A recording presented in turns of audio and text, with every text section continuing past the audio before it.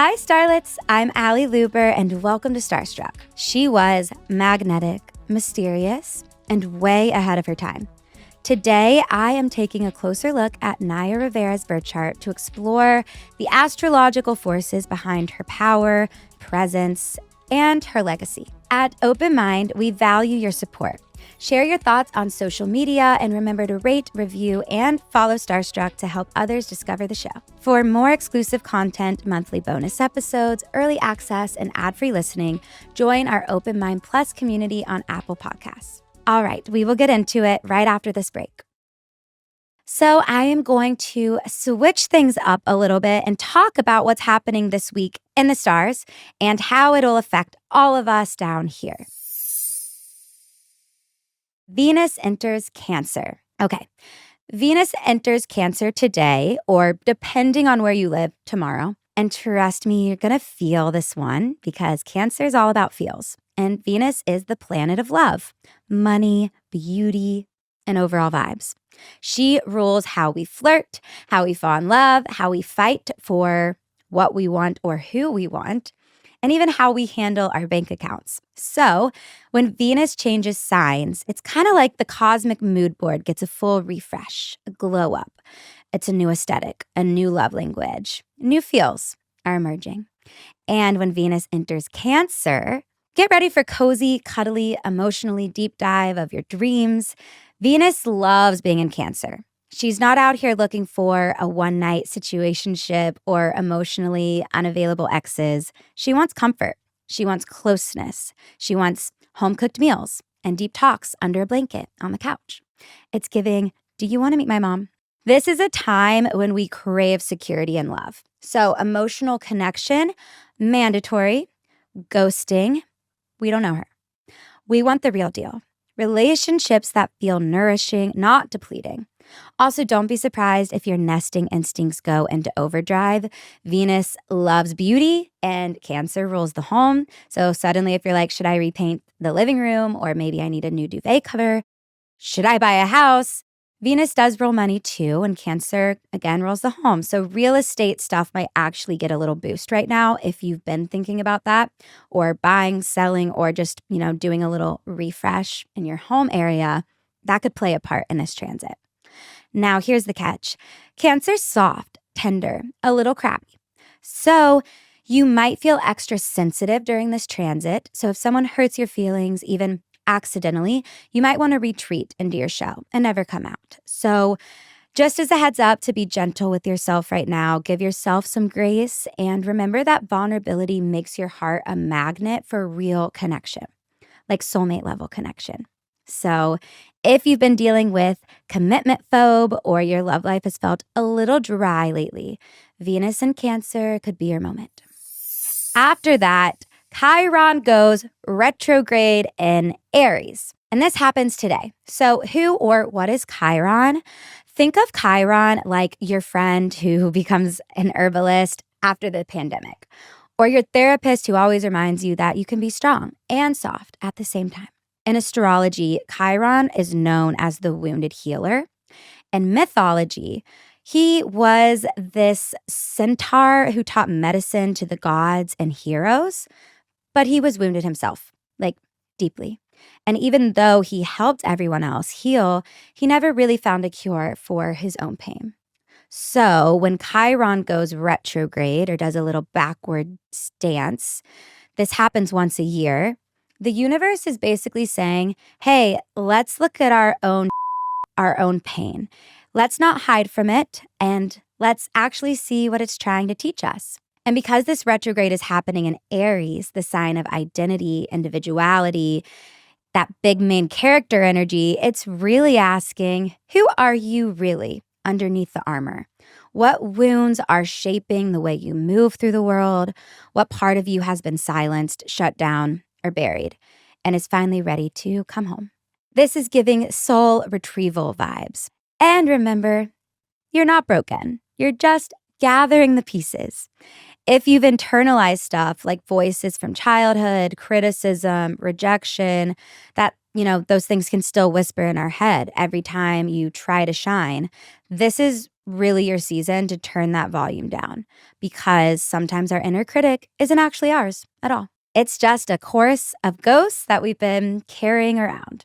I sometimes think of Chiron as shadow work. It's actually something that isn't necessarily supposed to be fully healed. It never will be fully healed, but it is there to remind us what we should be focused on healing or working towards. We don't want to ignore it, basically. I sometimes think of Chiron as this like little needy minor planet that's like, pay attention to me. I have wounds. And we're like, Chiron, I really don't want to deal with that. I really don't have time for this today. But during Chiron retrogrades, we have to look, we have to show up, and we always should, by the way, but retrogrades are really for any planet. When a planet goes retrograde, it's always a great opportunity to reflect and to pay attention to that energy. So right now, look at your inner wounds, look at those critics inside your head, and be honest with yourself about ways that you might be getting in your own way or holding yourself back in some way. Also, just as a little side note, Chiron is referred to in astrology as a minor planet. It's actually an asteroid, but we refer to it in astrology as a minor planet. So it's still important, but it's not something that we usually discuss when we're looking at our natal astrology. Chiron is here to remind us that healing is not an end goal or a destination, but it's something that we will always be showing up for and working towards, and that there's actually a lot of gifts within the process of healing. Healing is spiral shaped, not straight. And most importantly, it doesn't happen in isolation. Text your people, find your people, let them see you, all of you. All right, starlets, since we're officially in Leo season, I thought it would be fun to take some viewer questions for a segment I want to call Leo Logic or Leo Deluded. Everyone is a little Leo in Leo season, and we all have Leo somewhere in our chart. So let's get into that thin line between confidence and, well, chaos. Okay, first viewer question. I ghosted him, but I'm mad he didn't chase me. Leo Logic or Leo Deluded? I mean, I think that's a little Leo Deluded. I think that's like actually textbook Leo Deluded. You staged your own exit like it was a Broadway production and expected him to send flowers to your dressing room. Nope. You can't drop the mic and get mad when no one claps. All right, next one. I rewatched our date at a coffee shop on the security camera to see if we had chemistry.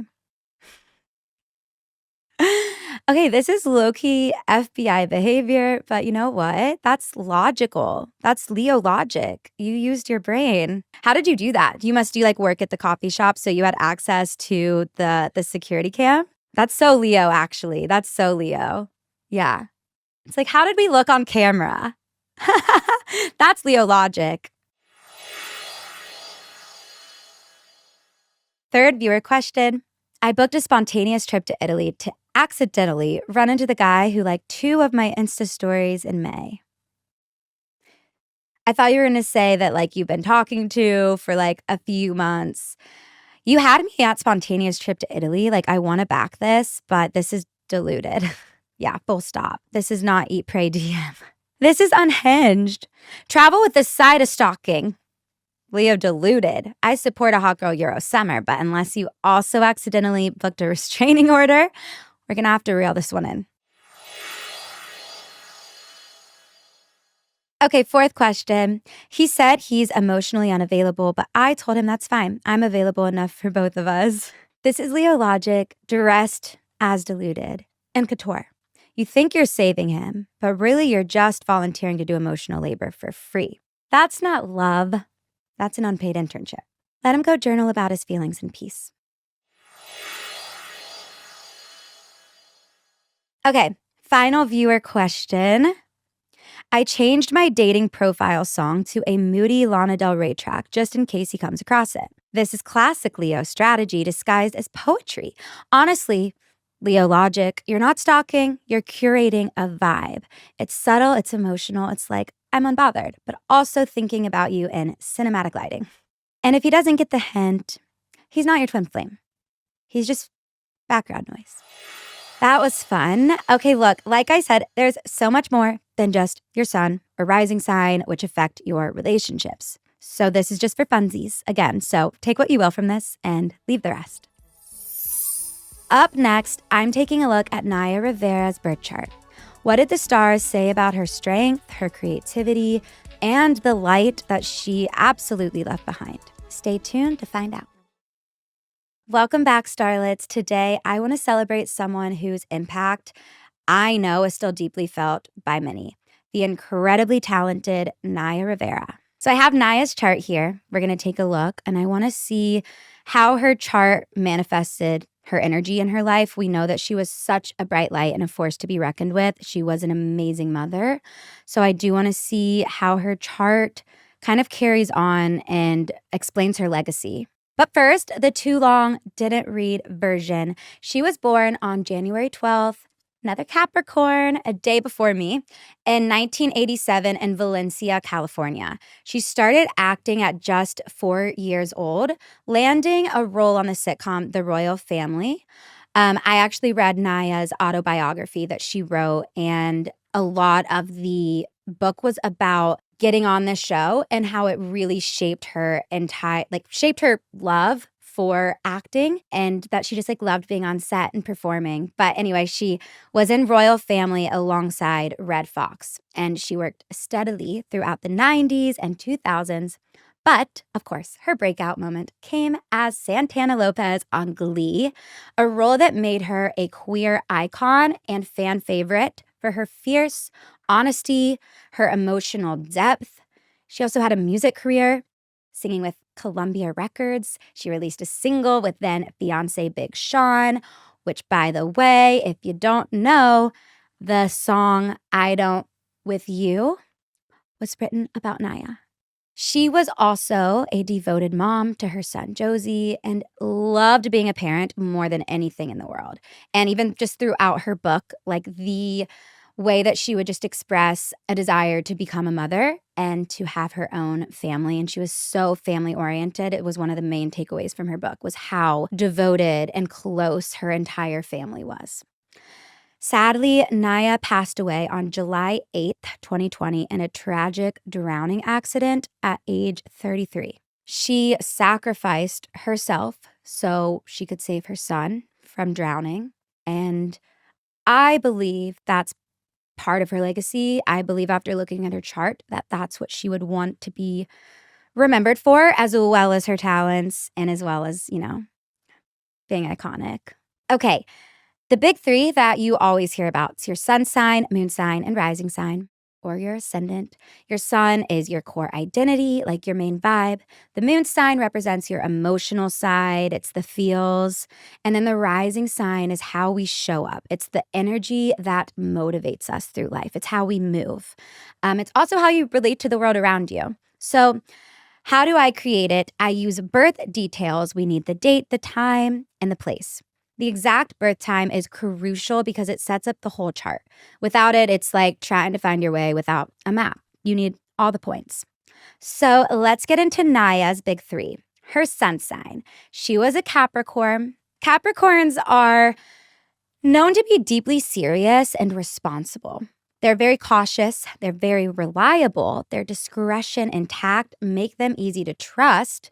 They are friendly, but it's maybe not the first quality that you think of when you think of a Capricorn. They're not distracted by social circles, but they're very great companions to those that they do let in. They're fiercely loyal and are faithful to their partners. While they enjoy time with their partners, they do prefer to probably be alone. They don't succumb to anything superficial, giving them a wonderfully dry wit that not everyone gets. It's an earth sign. They're very hardworking. Think of earth as, it's a seed, and we plant it and we water it and nurture it, and we're building something really powerful. Capricorns, though, they're in it for the long haul. It's a sign that's ruled by Saturn, which is the planet of mastery and time. So with Capricorn, always think good things take time. Slow and steady wins the race with Capricorn, and that's because they have their eye on the bigger picture, and they're willing to do what it takes to get there. I think her Capricorn energy absolutely explains, her loyalty to her family, of course, and friends, which was very clear from when I read her book, that she was such a deeply caring and a great friend to have. But the hard work and discipline and patience that it takes to be an actor. And a lot of her book also talked about auditions and the process and feeling depleted from energy and losing hope and wanting to give up, but she didn't, and she kept going. And then landing the role of Santana Lopez in Glee really changed her life. It really is what put her on the map. So just an example of Capricorn energy. It's really that hardworking, disciplined energy, but don't get it twisted. They love to have fun. It is work hard, play hard with Capricorns, and they're all about being proud of the work that they're doing. Naya's moon, she is a Gemini moon, which kind of softens that serious Capricorn energy because Geminis are here to gossip, to flirt, to have fun, to play. Geminis are the storytellers of the zodiac, and they're actually the sign that's all about passing information along. So that's their role. They're meant to know all the tea, know all the details, and they're meant to expose them and pass them along. Having Gemini as your moon sign, this really means that this is an important part to Naya, that she probably loved to read or loved to digest movies, music, books, anything learning she was probably very curious. But she needed to storytell, and she needed to feel like she was telling a story and relating to people. Gemini is an air sign, so she has this earth sun, which is like hardworking. That's what she wants to be seen for, is her hard work and discipline. But then she has this Gemini moon, which is like once you kind of get to know her, she's super lively and fun and easy to talk to, could be friends with anybody. I always think of Gemini as the social butterfly. Think air sign, butterfly, floating through the world. Also, her rising sign is Gemini as well. This is significant. When a person has the same moon and rising signs, their inner emotional nature aligns closely with their outer persona. This can create a beautiful harmony. Having your moon in the first house, that means your emotions are always present. And that's a blessing and a curse, of course, but Naya's emotions were her superpower. It's what I believe made her a really amazing actor and performer. The moon in the first house is so creative, so imaginative, so tapped in to the fantasy world a little bit. And because she also has her rising sign here, it's very noticeable in her identity and how she moves through the world. Also, to side note, the moon represents the mother. And so when the moon is in the first house, which is the house of self, we have a deep desire. Well, we can have a deep desire to become a mother of our own. We might have a very emotional connection to our mother where it can feel almost telepathic. And the moon, it is the planet that really rules our entire ancestry. So because her moon is in the first house, it's so representative of, her closeness with her family and her desire to be a mother and how that was always her number one job, being a mom. Okay, next up, we're going to honor Naya's incredible journey from her early rise in Hollywood to her unforgettable role on Glee, her relationships, and then, of course, the heartbreaking day that she went missing. We're getting into all of it, so stay tuned. Welcome back, starlets. Let's dive a little bit deeper into Naya Rivera's life and how the cosmos may have had an impact. Naya had a steady stream of work as a child and teen actor, but she also had some setbacks, and things didn't necessarily come easily, quickly. Again, with the Capricorn sun, you have to put in work and time so that Saturn can bring us big gifts, which Saturn did eventually when she landed her big break. And, we saw her tough as nails, this cheerleader on a TV show that took the world by storm. The first episode of Glee aired on May 19th, 2009. The premiere of Glee was an event. The show was so highly anticipated that the network actually aired the pilot months before the rest of the first season.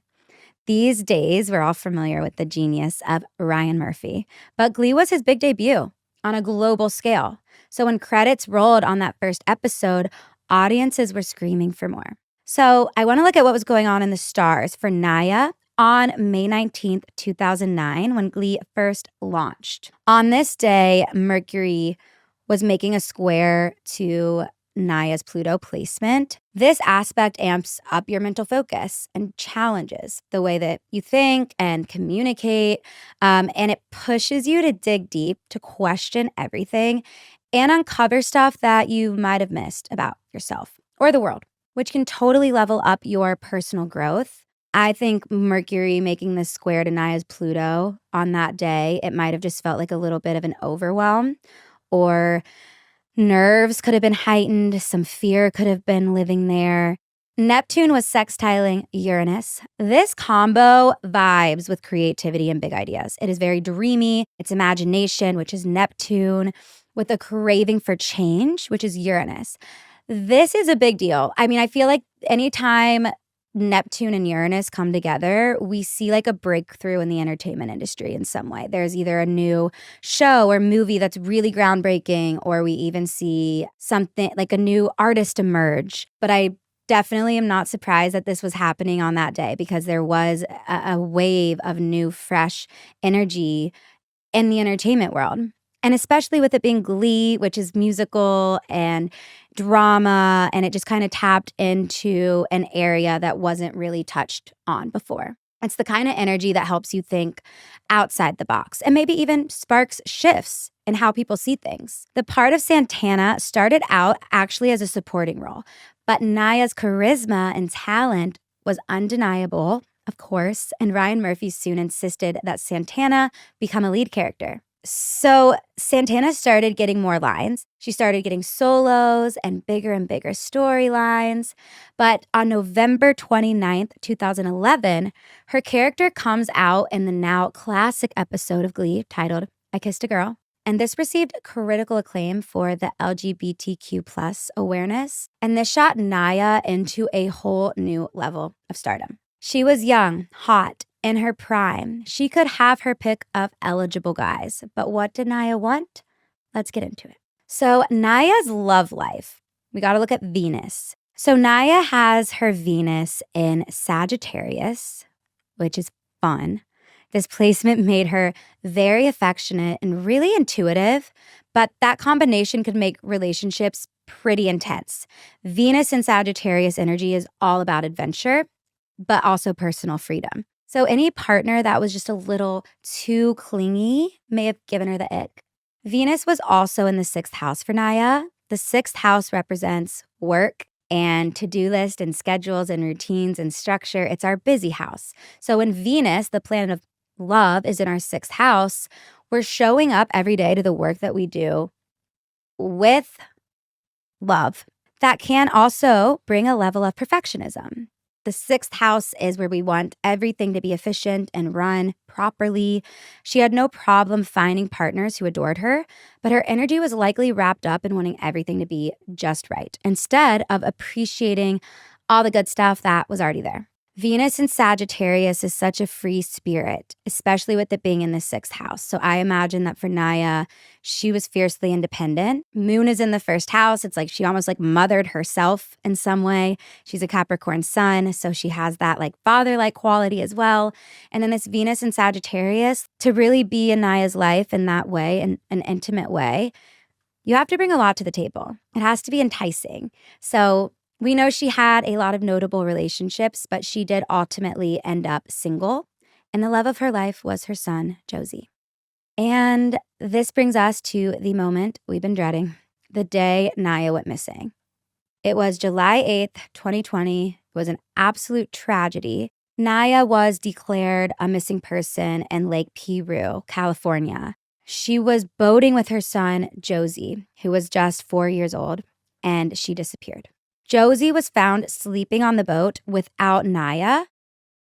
Naya, by the way, was very familiar with Lake Piru. She'd spent countless hours there with her family, but there were dangerous conditions that day. Let's check out the chart for that day. Mars in Aries plus Chiron in Aries. This chart is ruled by Mars, the planet of action and sometimes violence. Mars is freshly in Aries and conjunct Chiron, the wounded healer. In this context, it's the astrology of sacrificial action and physical risk. Mars plus Chiron in the 1st house suggests a moment where personal bravery can intersect with trauma. Aries is so brave, it's the warrior, and Chiron is the wounded healer. So when these two team up, we're making a sacrifice in some way. It speaks to the heroic act Mars, that is painful and defining. Chiron, echoing the story of Naya saving her son at a great personal cost. Neptune was in Pisces and it was retrograde in the 12th house. Neptune governs water, but not only that, it governs fog and illusion, disappearance, spiritual transition. It's a little murky.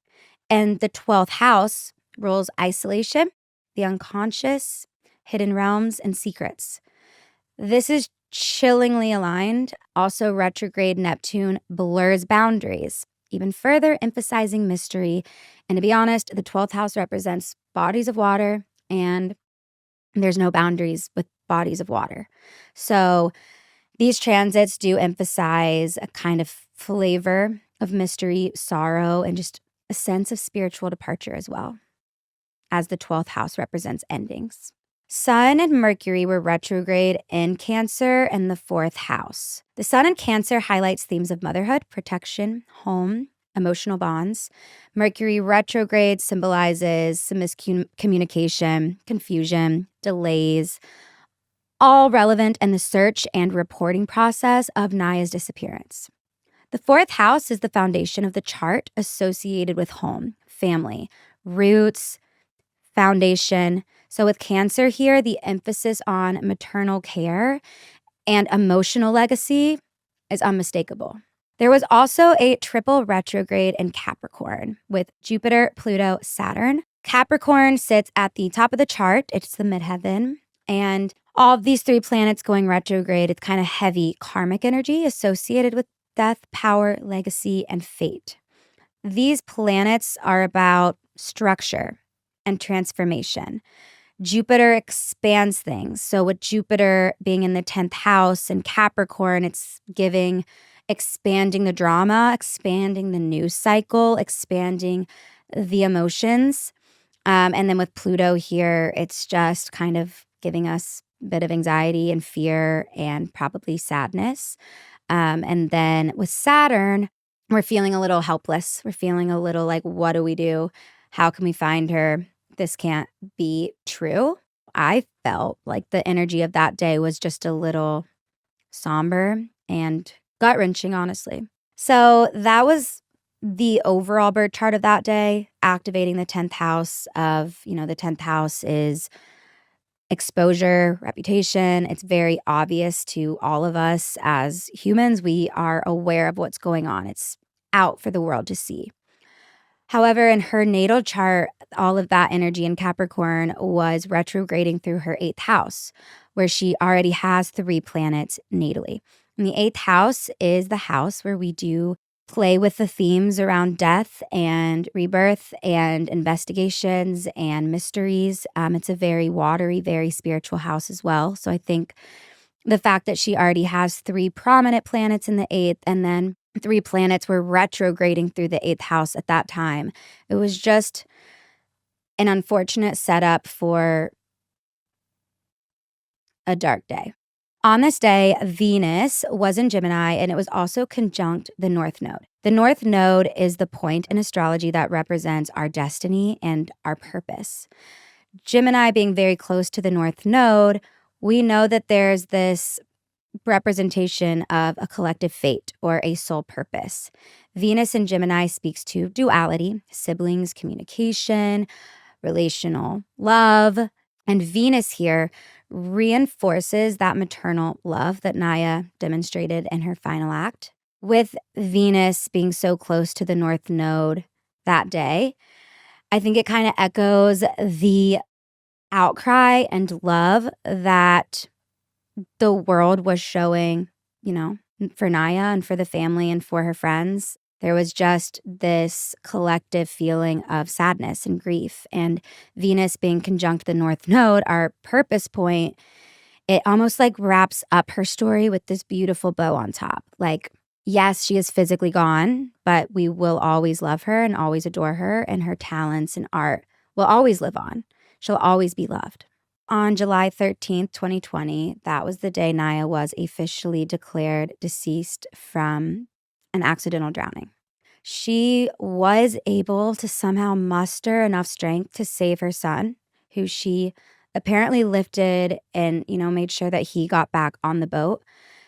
And it's a tragic story, but it's also weirdly a beautiful story of the ultimate sacrifice of a mother.